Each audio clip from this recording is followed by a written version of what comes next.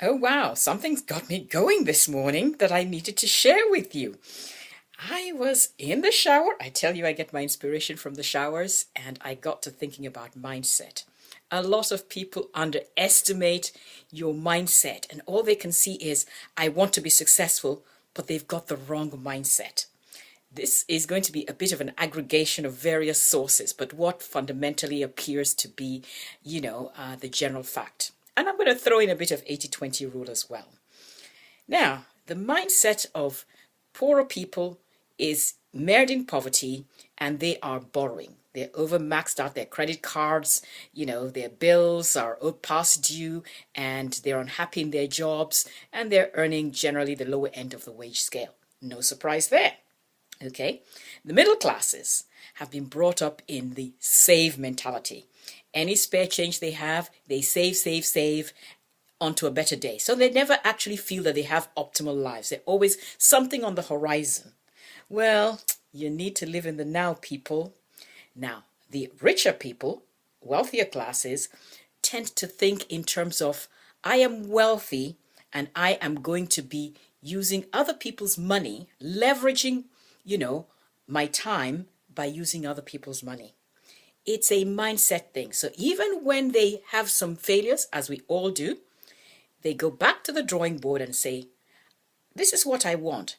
How do I get the money to get what I want? They don't think it's going to be the lottery. It's going to fall on their laps. It's going to be some, relative who's just passed away. They figure out what they can do, what value they can offer to bring, in what they want. Realize this: wealth or money is a storehouse of value. If there is nothing to exchange, you will get nothing in return. Wealth is a storehouse of value. So the wealthier you are, the more valuable are the services or products you have to offer. Realize that. Nothing is ever in a vacuum. If you are wealthy, it's because you have offered value. If you are not, then you haven't offered enough value. Having said that, there are ways out of this. The first thing I want you to do is realize that just because you may be poor today or middle class today and generally dissatisfied does not mean that is your permanent destination. You want to ride the prosperity stream.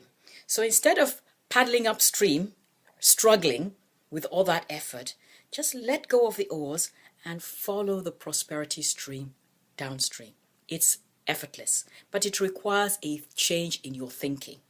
So how am I going to suggest that? Okay, you know me. First things first, Think and Grow Rich.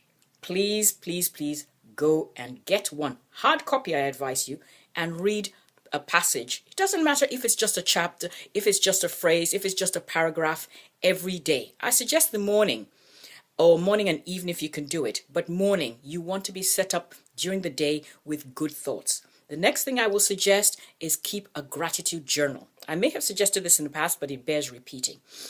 Go get a journal, ruled one, and jot down 5 things every day, I do mine at night, that you are grateful for.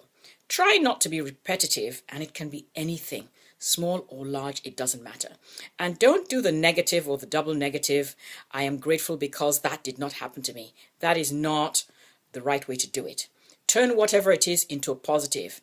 I am so grateful that I had such a great day. The sun is shining. The birds are out there. It's a lovely fall day here.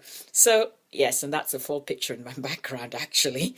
So try and do that, and you'll discover over time when you keep this gratitude journal that somehow things become far more fluid. You become, in general, a much more pleasant person.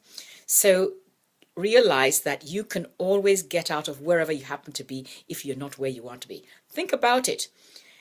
The 20% of rich people pay 80% of taxes.